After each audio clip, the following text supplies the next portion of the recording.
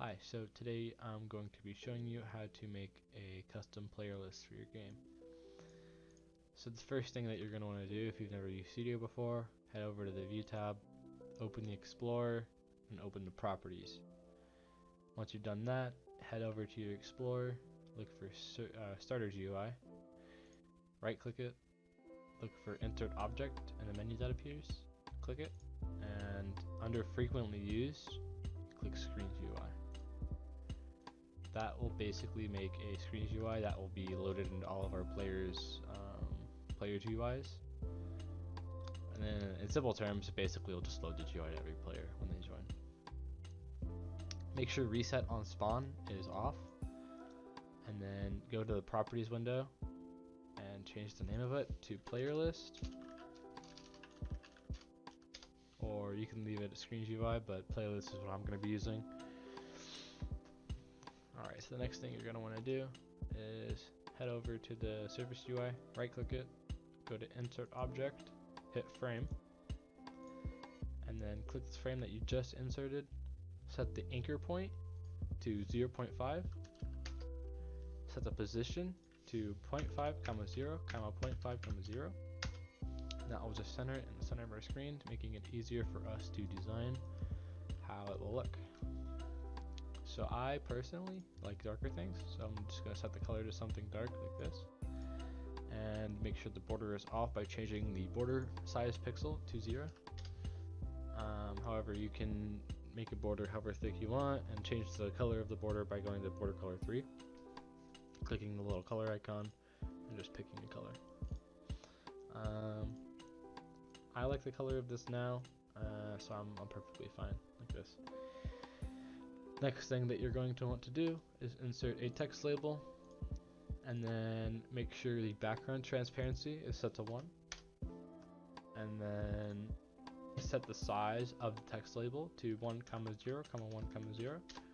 This basically says that it wants to be the same size as the frame above it, so it will always be the same size as our frame. So if we change the size of it like this, you see how the text label will always be the same size.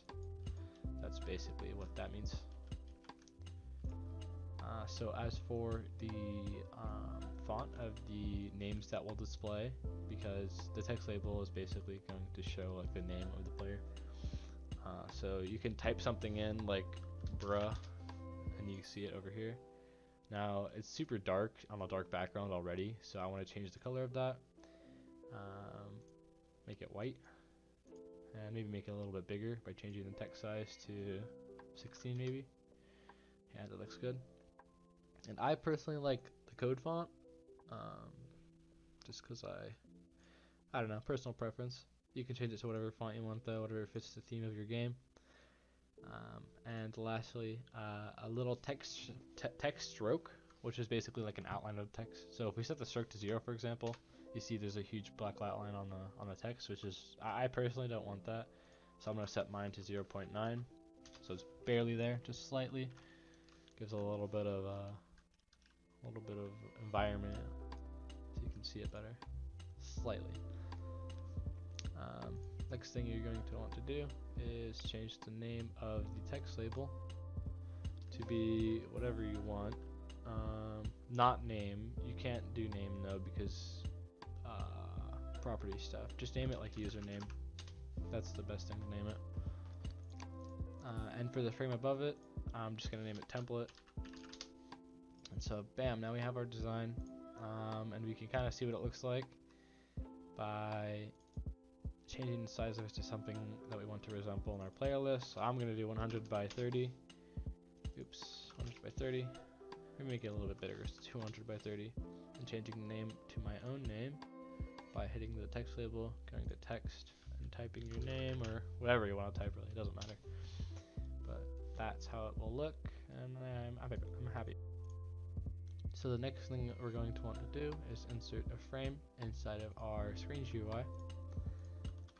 Let's call it list, and we're going to make this frame transparent by setting the background transparency inside of the properties window to 1, and we're going to move it to the other side of our screen by setting the anchor point, the first number in the anchor point, to 1, and then going over to the position and setting the first number in the position also to 1. That puts it in the top right corner of our screen. And yeah, next thing that we're going to want to do is change the size of it to make it a little bit bigger because it's kind of small right now. So I'm going to change it to 250 pixels by 0.5 scale, which is the third number, and then removing the fourth number, making it 0. So the size will be 0, 250, 0.5, 0.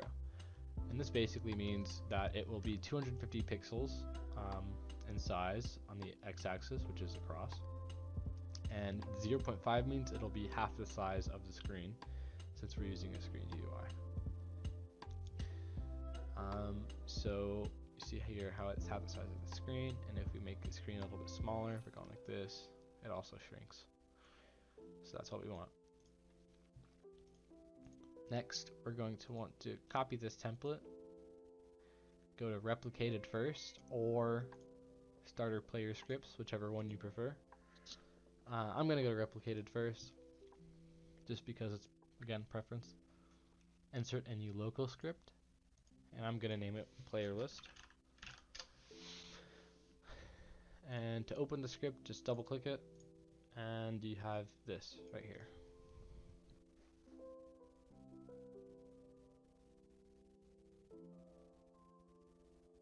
So we're now going to begin the scripting or programming portion of this video. The first thing that you're going to want to do in the script is get the player service by typing local players equals game : get service, get service, and then in parentheses players. And what this does is it basically just gets this right here, because all of these little objects are in something called the data model, and in scripts you reference that by typing game. So game : get service basically gets this service and returns it. So instead of typing out this every time we want to talk about this, we could just type players. And so next we're going to want to get our own player, and to do that inside of a local script, just reference the player variable that you previously created, give it a name. I'm going to call it local player, and then players.local player. Players.local player. And then the third thing we're going to want to add is our player's UI. So we do local player's UI equals local player wait for child player, and then GUI. So we're using wait for child because the place that I put the script in, replicated first, loads in before player's UI does. So if we were to just reference player's UI like this, it would give us an error. This would be nil. And if we try to like get our other GUI by player's UI, oops, give me a second, player list,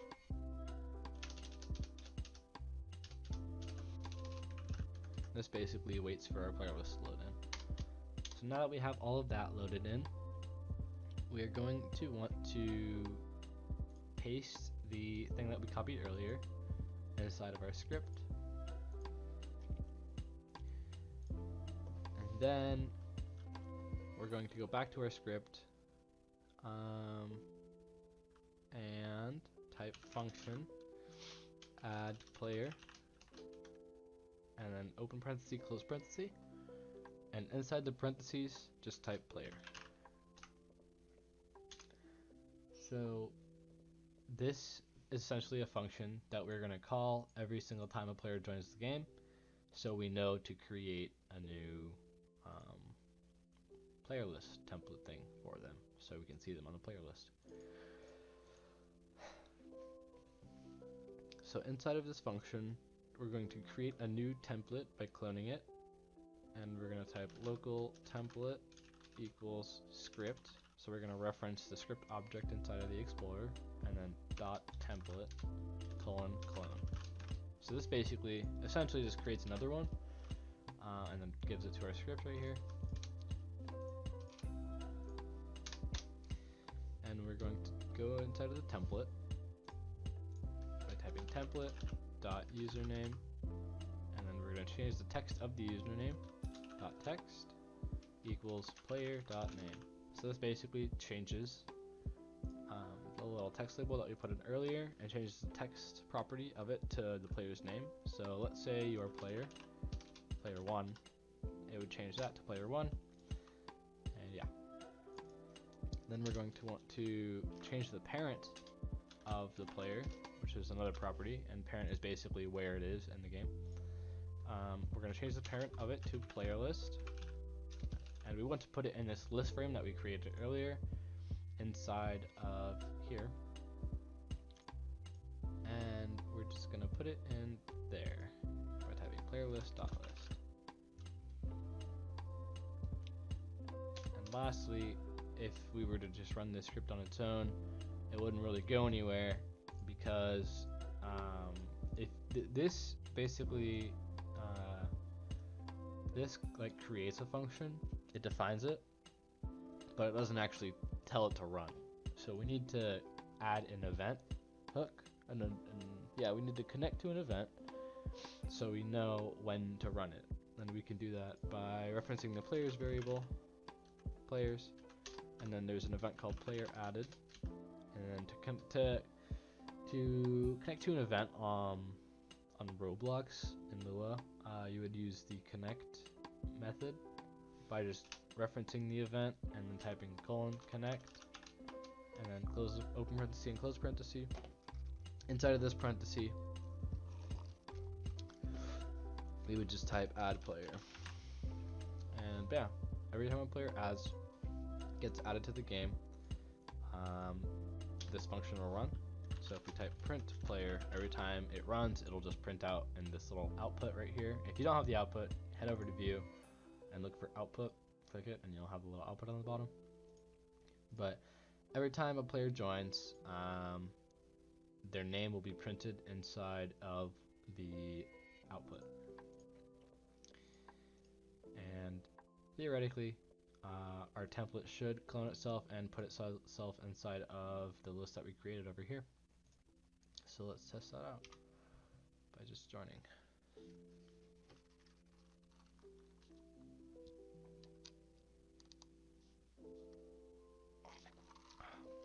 Oh, yeah, a couple more things we need to do. Next, add another variable, call it starter GUI equals game get service starter GUI.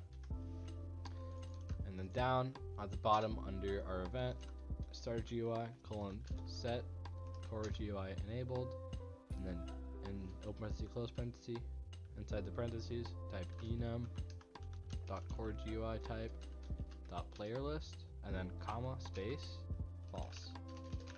And this basically disables the default player list, so our player list will be there instead. And then one more thing we need to do, if we join the game, for example, if we join the game and there's already players inside of it, our script won't show the players already inside of it, because it will only run when a player is added. So we need to fix that by creating something called the for loop. And a for loop basically just iterates through a list of stuff, goes through each one. So we're going to want to type for and then underscore comma space player in space next comma space players colon get children open parenthesis close parenthesis, and then do press enter, and then we have a for loop right here. And so basically the code inside of the for loop, so the code in here, will run for every player, and this player variable will be equal to the player that we're on. So we're going to type add player and then just put player that inside of it. And so what this will do is when we join the game, it'll go through all the players that are already in the game before us and add a player item, a template to the list for us.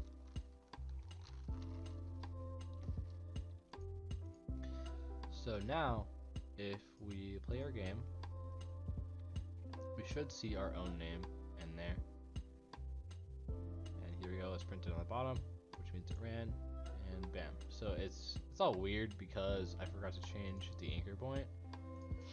So go back into your script and go into the Explorer where your script was, hit the little arrow by your script, go to the template, change the anchor point to 0, change the position to 0, 0, 0, 0, and then head over to your starter GUI, go inside of your player list, go inside of your list once more, insert a new object, look for a UI list layout, and then head over to your list layout, head over to padding, and then this is completely optional, but padding is basically spacing between each one. I personally like 5 padding, or in the offset 5, or 0,5 if you don't see the offset. And what this does is it basically just separates each of the templates by 5 pixels. So see here, there's my name. If I go and make another one of them inside of our player list, they're all 5 pixels apart. If you don't want them to be like that, just completely disregard the padding step that I had, and it should look all together like that. So yeah, that's a basic player list. It just lists all the players in the game.